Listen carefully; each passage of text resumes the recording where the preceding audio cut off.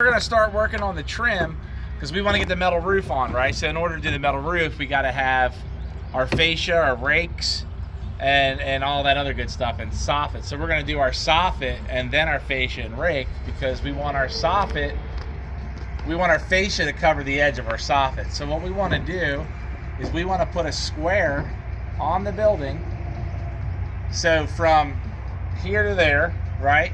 And we're gonna put a mark at the top right there, and then we're going to go down to this end, do the exact same thing.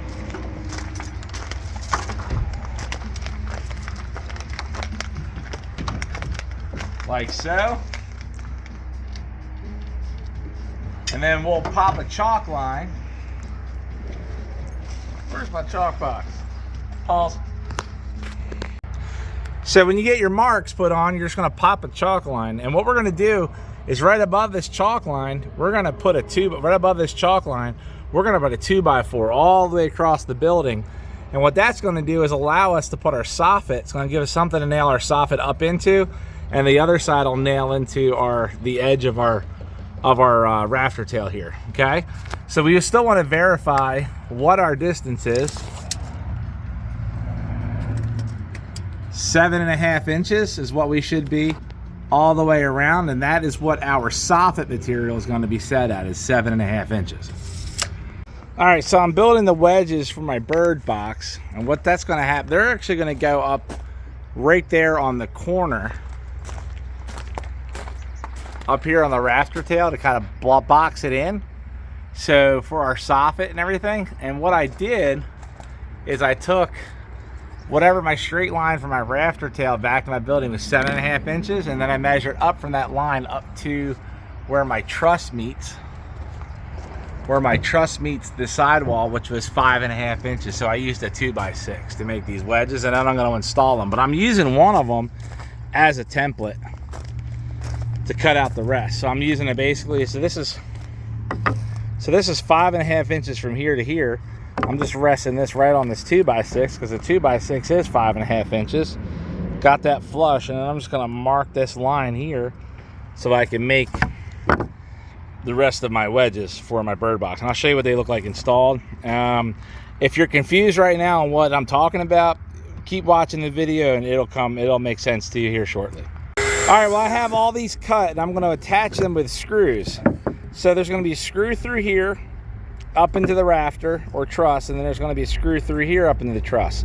But since I'm going to be going through the end grain on this one, I want to drill holes. I want to drill pilot holes whenever I'm going through end grain, because the screw will cause it to split.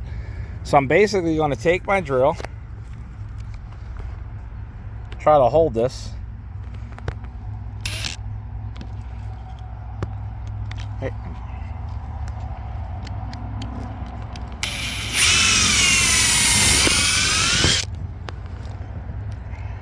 So we're back out here working on the trim. What's up, James? What up? That's James right there. We're going to trim.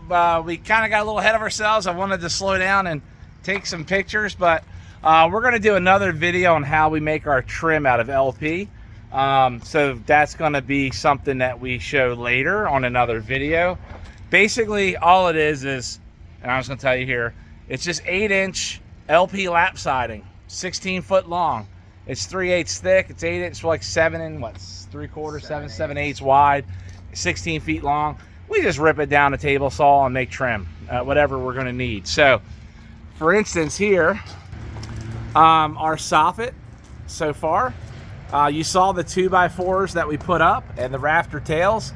That's our soffit flat. We start with that first, okay, and then got soffit up here, soffit down there, and then you got your bird box ends. I know there's gaps still. We still have some more trim that needs to go on, corner trim, and there's going to be a piece of trim that goes across there. I just kind of want you to see. So what we're doing is getting the soffit going, okay, and then what we'll do over here, soffit is still going up on this side, as you can see, but the fascia is not on yet. So once we get the fascia cut, we'll just put the fascia across there.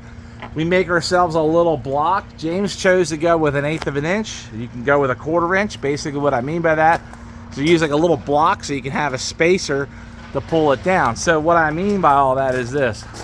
I'll go up in here, go out the window. This little, as we're putting the fascia up, we put that little block to get our gap. We want it to hang down a little bit and we nail it in. So you have a little bit of a lip, fascia to soffit. All right, I'm gonna step back out here. And then, so all the fascia is attached to, there's that 2x4 that we put on the wall right here that we added to the wall. We have a spot to nail up in and holds it in. And then the other nail just goes into the rafter tail and that holds it in place. And then we'll put our fascia across here. We'll put our little spacer like this on there. So our fascia comes down, we have this little gap space and we'll just nail the fascia right into the rafter tails. Yeah. All right. So we're now getting the fascia or the rake up and these little box ends like this and that. And we're gonna take you on the other side where we haven't put them on yet and show you how we get it, how we do it. This is how we do it. Is that in it? Yeah. Oh, that's awesome. All right, so what we have here, ouch, we want to measure from the peak of the ridge here, okay?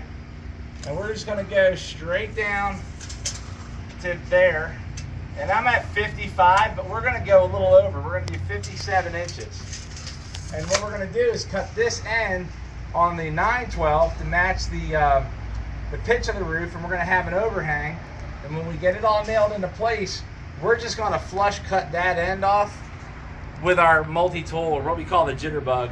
It's our cordless multi-tool.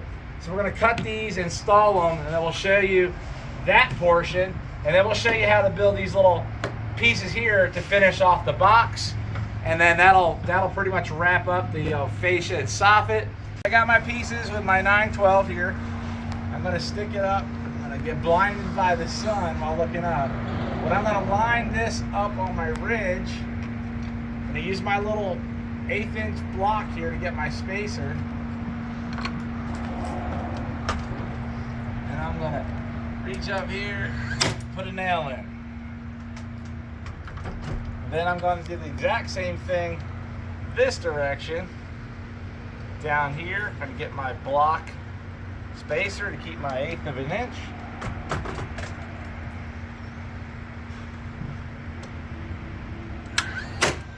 Nail in there. Same thing on this side. Here I can just line that up. That makes it a lot easier. Lining this line here up. Two nails. Come down here with my spacer again. Make sure I'm lined up there.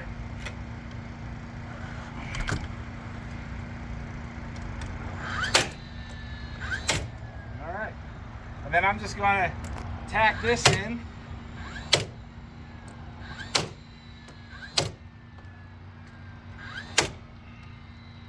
I'll just set that nail because that one didn't want to go in all the way. Make sure I get this other nail here.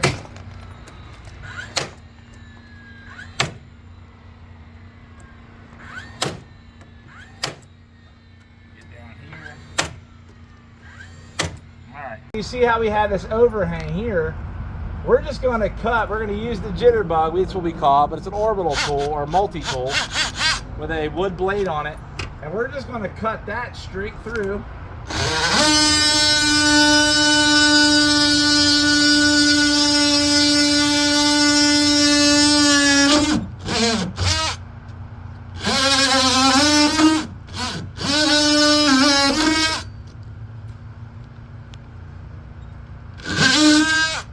Alright, and then we're going to take palm sander or orbital sander, and we're going to just clean that up.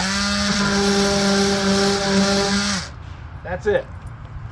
For that side, we'll do the same thing on the other side. We'll do a flush cut, and then we'll show you how to do the bird boxes. You ready? Alright. So, for these little pieces for our bird boxes, what you're going to want to do is you're going to want to find what angle to cut this at. The way you find that is your two angles need to make a 90-degree point. We know that this is at a 37 degree. So then we know that this angle needs to be at a 53 degree to make a perfect 90 right here. And that's how you can find how two angles meet. Why do we know it's a 37? Because that's what a 9/12 pitch is. Right. So our end here is a 9/12. So if we're coming down on a 9/12 and we want to be at 90 degrees, we know a 9/12 is 36.9. We're just going to round up to 37. So to get to 90, we need 37 plus 53, which is what this angle is right here on this board to get us to 90. Okay? So he's going to line it up. He's going to bring it back. He's going to get it flush with his block. He's going to put his block right there. So he knows he's lined up where he needs to be. And he's just going to mark the backside. He's going to mark that backside right there where it meets the fascia, and that's going to pull it down, and it's going to give him a straight line. He's going to cut that line, and that's going to fit in that spot. All right, now that he's got it cut on his miter saw, he's going to line it up there, and it fits. Nail it into place. Now we have this little tiny point hanging down right there. All we're going to do, James, is grab the jitterbug or the multi-tool, and he's just going to put it flat on the backside there, and he's just going to cut that off. Boom. Now we got it nice and flat. Caulk and paint. Makes the carpenter you ain't. And then we need to do the same thing on this side, and that'll get us all ready to go to put our drip edge on and to be able to start putting our roof on. Of course, we're going to hit these ends with some paint just to fix them up. He's going to do that again. And just cut the tip. All right, so that's how we do fascia. How we do the fascia, the rake, and soffit on this style shed with the bird box ends.